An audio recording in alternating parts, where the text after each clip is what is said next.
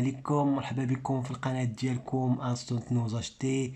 مرة أخرى جبنا لكم فيديو لعبد الفتاح نعوم، المحلل الكبير ديالنا، المحلل في العلاقات الدولية وفي السياسة عامة، اللي استضافته القناة فرونس 24 العربية، واللي تبارك الله عليه فحم التونسي اللي كان باغي زعما يدير فيها يعني فلسطين ظالمة ومظلومة وما إلى ذلك.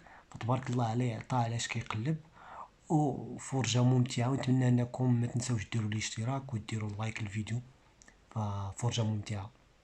أعتقد أنه كل السياق الإقليمي والدولي والعالمي الآن هو السياقات الاعترافات المتلاحقة لدول العالم بمغربية الصحراء، سواء من خلال دعم مخطط الحكم الذاتي تحت السيادة المغربية على الصحراء المغربية، أو الاعتراف صراحة بمغربية الصحراء كما حصل مع الموقف الأمريكي. وبالتالي هو سياق متلاحق ل يعني مكاسب دبلوماسية مغربية، سواء كانت إسرائيل هي المعنية هذه المرة أو غيرها.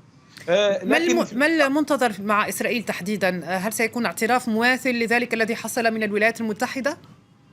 يعني ما دام قال المسؤول يعني في الكنيست، هو رئيس الكنيست الإسرائيلي، هذا الكلام يعني الكلام العودة عليه، لكن الموقف الرسمي سيأتي من الخارجية يعني الإسرائيلية حتما، أو من الحكومة أو أي مسؤول دبلوماسي إسرائيلي. لكن أنا يعني أضع الأمور في سياقها، وأنه هذه السنوات الأخيرة منذ العام 2007 إلى الآن نحن في مسلسل متواصل من الاعترافات الدولية بمغربية الصحراء. لماذا؟ لأنه أولا المغرب أثبت نجاعته. لا بد أن نذكر أنه المغرب طوال 47 سنة وهو يقف في وجه مشاريع تلو المشاريع من أجل المس بسلامة أراضيه. كان الاتحاد السوفيتي والقذافي منخرطان في هذا الموضوع، وكوبا وكوريا الشمالية، كل انخرطت ضد، يعني حتى أنظمة بادت يعني انتهت كلها بكل ما فيها، كانت ضد وحدة الترابية للمملكة المغربية، وكل شيء انتهى وبقي المغرب في صحرائه، بل وواصل مسيرته الدبلوماسية والسياسية. طرح مقترحا للحكم الذاتي في العام 2007. الآن أكثر من 90 دولة في الأمم المتحدة، يعني ليست نتكلم عن إسرائيل، أكثر من 90 دولة أعضاء في الجمعية العامة للأمم المتحدة يدعمون هذا المخطط. الدول العربية على مستوى جامعة الدول العربية، وإذعانا أو انطلاقا من مبدأ التضامن العربي، كل الدول العربية على مستوى الآلية الجماعية اللي هي جامعة الدول العربية، منظمة التعاون الإسلامي، تدعم مغربية الصحراء وسلامة أراضي المملكة المغربية. فبالتالي هو مسار متلاحق لمكاسب دبلوماسية أكيد مغربية. أن هذا يأتي في إطار مسار كما قلت السيد عبد الفتاح نعوم. لكن عندما نتحدث هنا عن إسرائيل نتحدث عن دولة ربما لها وضع خاص في المنطقة، خاصة مع القضية الفلسطينية. أيضا بالنسبة للشعب المغربي هناك ربما حتى كان هناك رفض لزيارة رئيس الكنيست الإسرائيلي كما رأينا من خلال مظاهرات حصلت في الرباط خلال الأيام الماضية. بالتالي هناك أسئلة تطرح: ما الذي سيجنيه المغرب من هذا الاعتراف إن حصل؟ ما الذي تريده إسرائيل؟ هل هناك مقايضة ما تحصل؟ وحصلت اختبارات يعني منذ أن اعترفت الولايات المتحدة الأمريكية بمغربية الصحراء، وتزامن ذلك مع الاتفاق الثلاثي الذي هو بموازاة أو يعادل اتفاق حلف بغداد الذي حصل في العام 55 لرسم معالم السياسة الدولية في الشرق الأوسط آنذاك. الآن نحن أمام اتفاق يرسم معالم السياسة الدولية في القارة الإفريقية. الحديث عن، أو كان الحديث كله يدور حول إسرائيل باعتبار الجانب المتصل بمشكلة إسرائيل في العلاقة مع القضية الفلسطينية، مماطلات إسرائيل من أجل حل القضية الفلسطينية. وحصلت اختبارات، كان هجوم على القدس، وكان موقف المغرب على عهده كما عرفه الفلسطينيون، كما عرفته الدول العربية، كما عرفته منظومة القانون الدولي. كان المغرب رافضا لكل ممارسات يعني الاحتلال الإسرائيلي اللا شرعية ولا قانونية تجاه الفلسطينيين. الفلسطينيون هم أكثر من يعرف مواقف المغرب الثابتة تجاه القضية الفلسطينية. لكن أيضا المغرب في العلاقات الدولية ينتهج سياسة الانفتاح أمام كل الأطراف ومع كل الفاعلين. لأنه بالمناسبة المغرب لديه مشكل مع الجزائر، لديه مشكل مع بوليزاريو، لديه مشكل مع أطراف يعني تريد أن يضرر بوحدته الترابية، ومع ذلك ينفتح على العمليات وعلى الآليات الدبلوماسية والقانونية، لأن الدول المتحضرة في القرن ال21 هذه هي اللغة التي ينبغي أن تتكلم بها. لكن لا ينبغي أيضا الثبات على المبادئ، والمغرب ثابت على مبادئه فيما يتعلق بحل عادل يعني يعطي للفلسطينيين حقهم في إنشاء دولة. هذا ما يتفق عليه يعني المغرب ما زال متمسكا طبعا بهذا مبدأ الحل العادل للقضية الفلسطينية. وحتى يعني والمغرب لا يزايد حتى على يعني الآخرين، لأن الدول العربية كلها تتفق على المبدأ. الجزائر تقول هذا الكلام دائما، قطر التي تزايد في هذا الموضوع تقول هذا الكلام أيضا دائما. يعني هي المزايدات في الإعلام في السياسة شيء، لكن في القانون الدولي اللغة والحديث والخطاب هو شيء آخر. قال السيد يوسف البخبخي بأن إسرائيل ما تريده هو حصد مزيد من الاعتراف في المنطقة العربية بإجراء هكذا خطوة. في المقابل هل اعتراف إسرائيل بالصحراء بمغربية الصحراء مهم ومهم لهذه الدرجة بالنسبة للمغرب، أم أنه قد لا يجدي نفعا؟ مساء الخير، تحياتي لك دنيا ولكل ضيوفك الكرام ولكل المشاهدات والمشاهدين. طبعا أعتقد أنه ما يسمى بهذا الاعتراف أو هذا الطعم الذي يقدمه هذا الكيان المحتل والغاصب للأراضي الفلسطينية هو مجرد زوبعة في فنجان، لأنه لا معنى له ولن يحل الإشكال في تقديري. مشكل الصحراء مشكل قائم الذات ومشكل حقيقي. طبعا نتفهم ربما موقف الدولة المغربية تعتبر وأنه هذه أراضيها وهي جزء لا يتجزأ من المغرب التاريخي، لكن لا أعتقد أنه بمثل هذه المقاربات سيحل الإشكال مشكل الصحراء، لأنه لا أدري يعني القيادة الإسرائيلية كان يفترض أن تحل مشاكلها الداخلية وأن تفض أمورها الداخلية أفضل من الحديث عن اعتراف لا معنى له بمغربية الصحراء. أعتقد أن هذا الكيان يحاول مزيد التغلغل في المنطقة، في منطقة المغرب العربي، يريد أيضا أكثر تغذية هذا الخلاف المغربي الجزائري، وهو خلاف للأسف غير مقبول وغير معقول. وأعتقد أنه أيضا هناك محاولة لتقديم طعم لمزيد المضي قدما في هذه العملية التطبيعية بين الكيان الصهيوني وبين المملكة المغربية للترفيع في العلاقات الدبلوماسية ولتبيان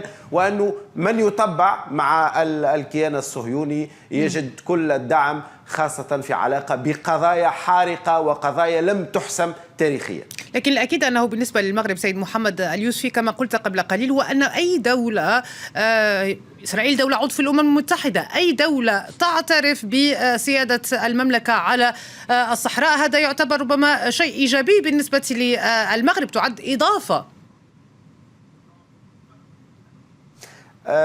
الاعترافات لا تحل الإشكالات، لأنه المشكل على عين المكان، المشكل ميداني، الخلاف قائم، العداوة التاريخية حول هذا الملف بين المغرب والجزائر ما زالت قائمة، وللأسف هذه العداوة دمرت اتحاد المغرب العربي، واليوم تزعزز ثقة الدول المغاربية فيما بينها، وهذا أعتقد وأنها خطوات بقطع النظر عن المكاسب الظرفية لا أعتقد وأنها ستحقق مكاسب كبرى استراتيجية لدولة المغرب مع احترامنا للشعب المغربي الشقيق. نقطة مهمة نقولها للسيد عبد الفتاح نعوم، وسأنهي معك في هذه القضية في هذا الملف. سيد عبد الفتاح نعوم، يعني أليس حريا بالمغرب أن يشتغل أكثر ربما على الدول التي لديها وزن داخل مجلس الأمن الدولي مثلا أو على الساحة الدولية مثل الدول الأوروبية بدل إسرائيل، خاصة كما قال السيد محمد يوسفي أن هذا الاعتراف لن يغير شيئا من الواقع، بالعكس ربما قد يغذي المشاكل والخلافات في المنطقة.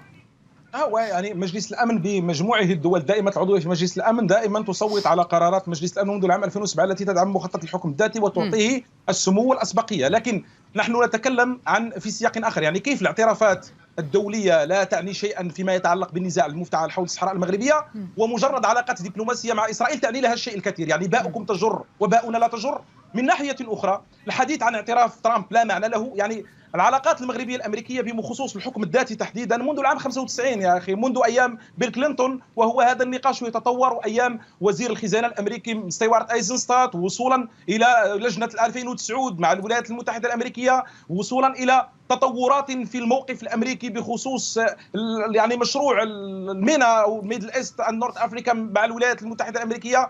هذه كلها محطات تعكس تطور مفهوم الولايات المتحدة الأمريكية لمنظومة شمال إفريقيا، تدخل ضمنها حل كل النزاعات والمشاكل الموجودة في منطقة شمال إفريقيا، لأن هذا هو مفتاح مفهوم أمريكا للقارة الإفريقية. يعني تطورات استراتيجية كلها موجودة في وثائق يعني رسمية للولايات المتحدة الأمريكية. فوق كل هذا الاعتراف الامريكي جاء في امر رئاسي تنفيذي صادر في السجل الفيدرالي الامريكي بوثائق وبمراجع دقيقه لم يعترض عليها. 17 امر رئاسي تنفيذي وقعها بايدن عشيه جلوسه على يعني كرسي الرئاسه. لكن بالنسبه لحل القضيه فعليا، قضيه الصحراء داخل اروقه الامم المتحده وعلى ارض الواقع، لم يغير هذا الاعتراف شيئا، كما لن يغير ربما الاعتراف الاسرائيلي ان حصل شيئا.